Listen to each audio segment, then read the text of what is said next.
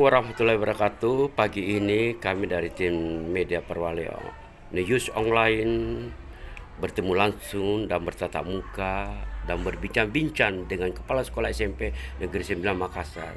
Assalamualaikum warahmatullahi wabarakatuh, Bu. Waalaikumsalam warahmatullahi wabarakatuh. Perkenalkan nama Ibu. Ya, Bapak I, senang bersama dengan Perwadi Online. Perwali Online. Saya atas nama Nirmala Dewi, Kepala SMP Negeri 9 Makassar yang berwilayah di Kecamatan Biringkanaya. Alhamdulillah pagi ini kita bincang-bincang langsung, Bu. Tentu ada suka dan duka sebagai kepala sekolah. Ya, Sukanya apa, Bu?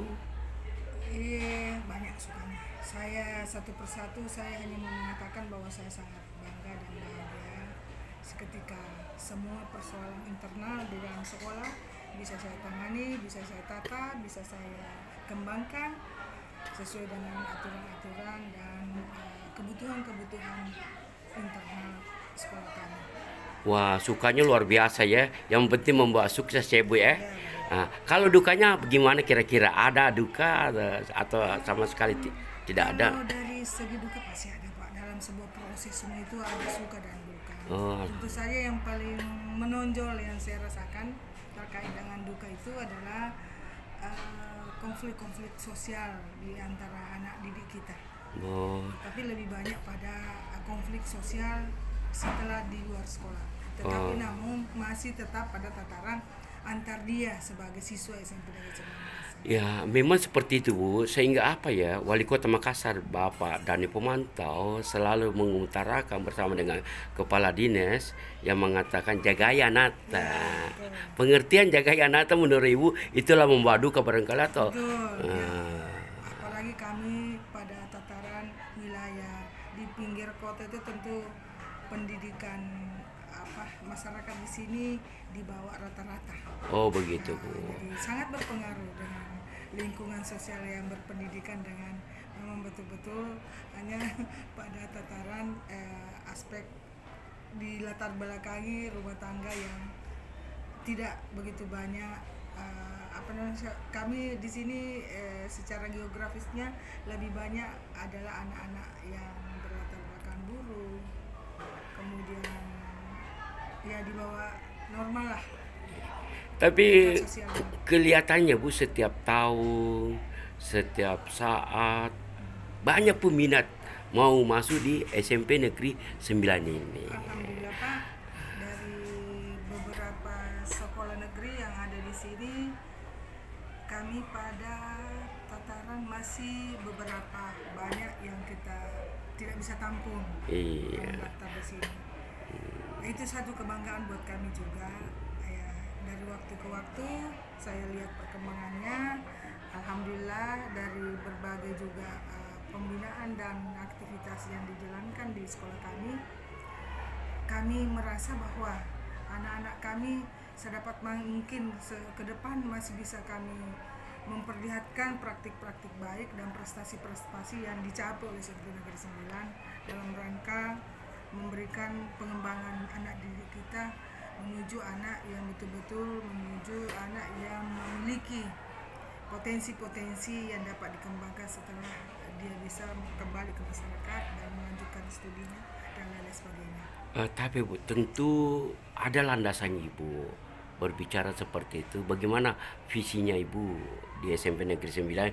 Artinya roh kepemimpinan Ibu perlu kita tahu lah. Baik Pak, saya sebetulnya tidak terlalu banyak yang saya impikan, artinya yang saya mau memimpikan yang berat-berat. Yang paling kuat buat diri saya adalah bagaimana anak didik saya atau ke semua stakeholder yang ada di SMP Negeri 9 ini tetap selalu konsisten, kemudian komitmen, bersinergi dalam semua program-program yang sudah kami susun bersama, terapkan bersama. Yang paling saya impikan berat ini yang masih kurang adalah bagaimana selalu berkolaborasi dengan masyarakat dalam hal mendidik anak kita.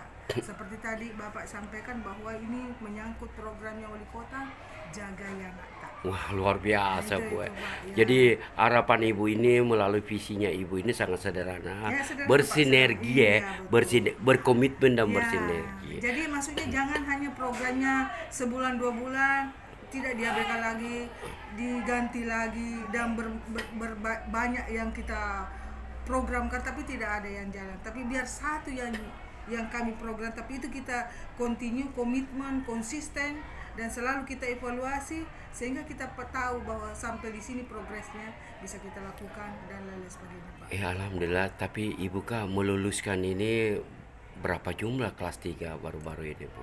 Jumlah Kelas siswa 3 kemarin 327. lulus semua. Alhamdulillah. Iyalah. Rencana kapan pengumumannya itu, Bu? Pengumuman tanggal 8, Pak. Tanggal 8 ya. 8 Juni. Tapi indikator kelulusan ini kah kembali ke sekolah, Bu ya? Betul. 60 ujian sekolahnya, 40 nilai lapor ya. Kembali. Semua murni sekolah yang asesmen penilaiannya. Oh, begitu. Dulu itu adalah ada dari ujian nasional ataukah UN ujian tertulisnya yang selalu ini kan selama ini Pak tidak ada lagi. Selama kurikulum Merdeka Belajar sudah hilang ujian nasional. Tapi saya ada. tapi saya sangat menarik, Bu ya. Tapi ini beban tinggi juga di satuan pendidikan. Kemarin ada campur tangan pemerintah. Sekarang full satuan pendidikan yang menentukan dengan adanya sistem kurikulum merdeka. Menurut Ibu ini kurikulum merdeka, tapi kalau saya punya analisa, Bu Tabe, kurikulum merdeka ini bukan merdeka begitu saja. Merdeka dalam bingkai prestasi. Kira-kira bagaimana pandangannya Ibu ini? Oke, Pak. Jadi saya mau menyampaikan dari konsep kurikulum Merdeka Belajar yang saya pahami. Iya, betul-betul.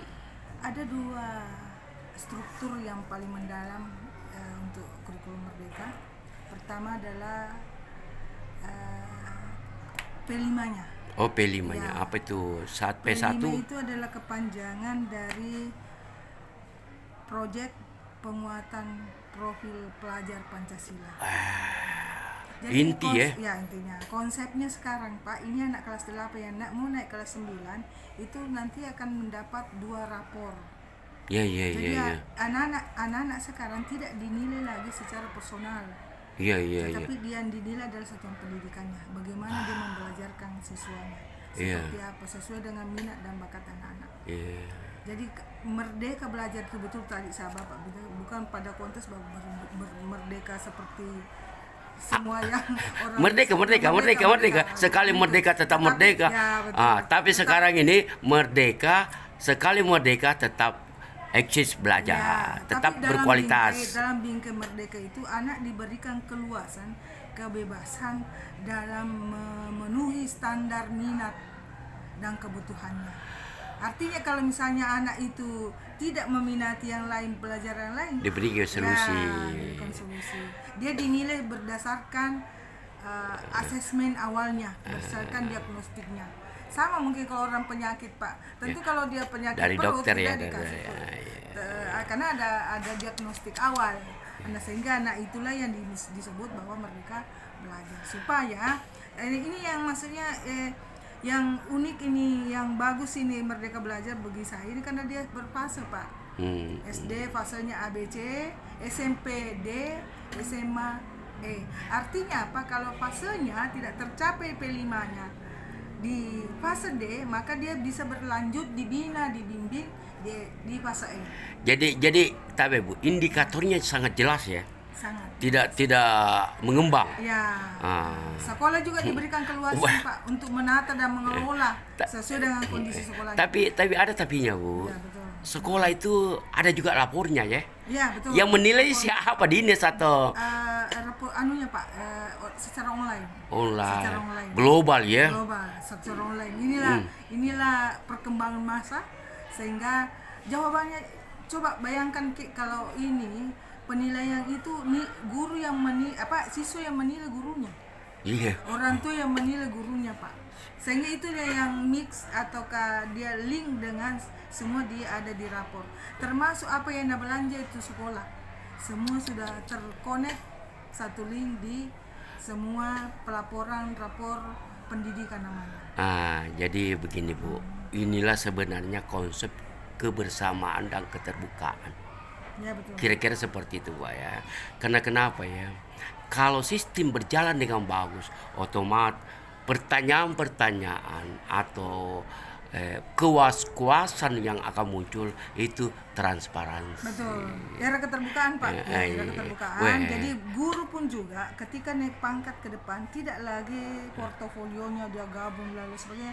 Cukup dia dinilai oleh kepala sekolah, oleh dinas, apa yang dia lakukan dan yang lakukan itu dia bisa posting, dia bisa upload melalui bentuk video, melalui bentuk foto dan lain sebagainya dengan sebagai lampirannya bahwa inilah yang dia lakukan, itulah sebuah rangkaian penilaian kinerjanya dia. Jadi saya bisa simpulkan buat sementara tidak ada hari tanpa prestasi.